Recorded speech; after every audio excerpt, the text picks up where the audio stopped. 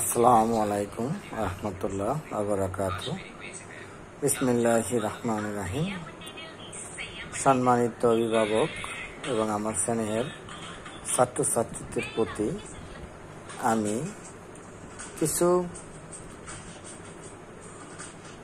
উপদেশমূলক কথা বলার জন্য চেষ্টা করতেছি এবং আমার এই উপদেশমূলক কথাগুলো সম্মানিত অভিভাবক এবং ছাত্রছাত্রীদের প্রতি আমার বিশেষ অনুরোধ, একটু মনোযোগ সহকারে শ্রবণ করে একটু ভেবেচিন্তে কথাগুলো বাস্তবায়ন করা।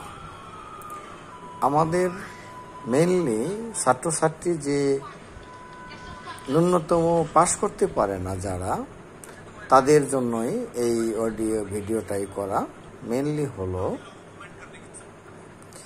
গণিত অথবা ইংরেজি যে টপিক ছাত্রছাত্রী কম বোঝে বা পড়লে বুঝলে ওই দিন মনে থাকে, যখন একদিন পর করতে যায় তখন ভুলে যায়। এর মূল কারণ হলো অধিকাংশ ছাত্রছাত্রীর মধ্যে গণিতের যে বেসিক এবং ইংলিশ গ্রামারের যে বেসিক, প্রারম্ভিক বা ভিত্তি বা মূল যে বিষয়টি আমরা বলি বা ইংলিশে বলি বেসিক, এই বেসিক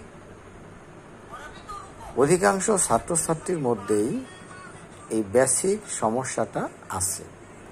তো আমি ক্ষুদ্র একজন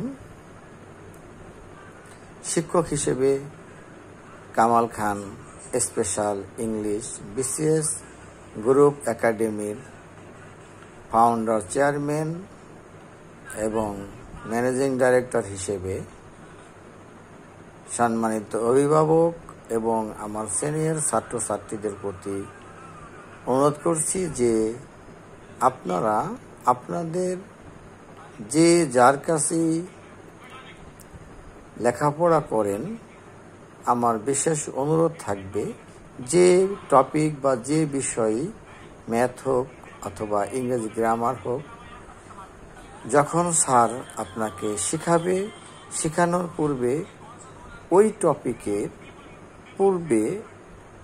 ওই টপিকের যতটুকু বেসিক প্রয়োজন, বেসিকটুকু আগে ধারণা নিতে হবে। যদি কোনো স্যার বা শিক্ষক বলে যে এখন তোমাদের কোনো বেসিক শেখানোর সময় নেই বা এইভাবে তোমরা শুধু প্র্যাকটিস করে যাও, তাহলে যা পারো পারো, না পারো না পারো, কিন্তু তোমাদের এখন ক্লাস 10-এ পড়ো বা 9-এ পড়ো অথবা এসএসসি পরীক্ষা দিবা, এখন তোমাদের আর বেসিক শেখানোর কোনো সময় নেই। আসলে এই কথাটি পরিপূর্ণ সত্য না। বেসিক সর্বোচ্চ 1 থেকে 2 দিন মাত্র বেসিকটা শেখানো হয়ে যায়। তো আমি আবার অনুরোধ করব ঢাকা বোর্ডের ছাত্রছাত্রী এবং অভিভাবকদের এবং বাংলাদেশের 64 জেলার সমস্ত অভিভাবক এবং ছাত্রছাত্রীদের প্রতি আমার অনুরোধ থাকবে, বিশেষ অনুরোধ থাকবে যে বিষয়টি আমরা বুঝব এবং পড়ব, ওই বিষয়টির পূর্বে বেসিক